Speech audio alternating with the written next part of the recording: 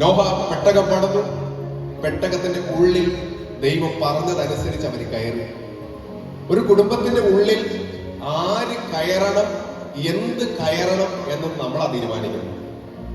നമ്മൾ പാമ്പിനെയോ പഴുതാരെയോ പാറ്റയോ എലിയോ ഒന്നും നമ്മുടെ വീട്ടിൽ കയറ്റി താമസിപ്പിക്കാറില്ല. കാര്യം അതൊക്കെ നമ്മുടെ വീട്ടിന്റെ പുറത്തേക്ക് ആക്കാനാണ് നമ്മൾ ശ്രമിക്കുന്നത്. വീടിനുള്ളിൽ സ്വസ്ഥതയും സമാധാനവും വേണമെങ്കിൽ ചിലരെ ഒഴിവാക്കേണ്ടി വരും, ചിലതിനെ ഒഴിവാക്കേണ്ടി വരും. ചിലപ്പോഴും മദ്യമായിരിക്കും, ചിലപ്പോഴത് വേണ്ടാത്ത ശീലങ്ങളായിരിക്കും, ചിലപ്പോ മോശം കൂട്ടുകാരായിരിക്കും. ചിലത് ഒഴിവാക്കിയാൽ നമ്മുടെ കുടുംബത്തിന് അതൊരു സന്തോഷമാണ്. പെട്ടകത്തിന്റെ ഉള്ളിൽ നോഹ കയറി, കുടുംബം കയറി. ദൈവം പെട്ടകത്തിന്റെ വാതിൽ അടച്ചു. ദൈവം നോഹയെയും അവന്റെ കുടുംബത്തെയും ഓർത്തു.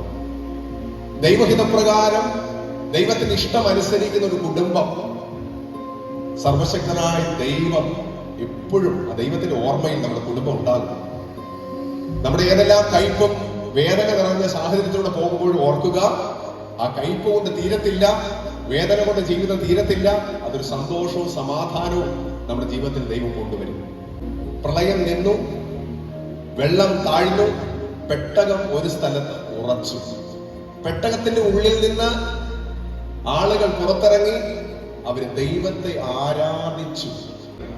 നമുക്ക് ആരോഗ്യം നൽകുന്ന, നമുക്ക് നന്മകൾ നൽകുന്ന, നമ്മുടെ ജീവിതത്തെ നിലനിർത്തുന്ന ദൈവത്തിന് നന്ദി പറയാൻ വേണ്ടിയാണ് ദേവാലയങ്ങളിൽ നമ്മൾ പോകുന്നത്. ഇവിടെ നോഹയും കുടുംബവും പ്രളയത്തിൽ നിന്ന് രക്ഷപ്പെട്ടപ്പോൾ അവർ ദൈവത്തിന് ആരാധന കൊടുത്തു. അവരിന്ന് കുടുംബമായി ഒന്നു ചേരുമ്പോൾ ജീവിതത്തിൽ എടുക്കേണ്ട തീരുമാനം, ഈ ഭൂമിയിലെ എല്ലാത്തിനേക്കാളും ഒന്നാം സ്ഥാനം ദൈവത്തിന് കൊടുക്കും.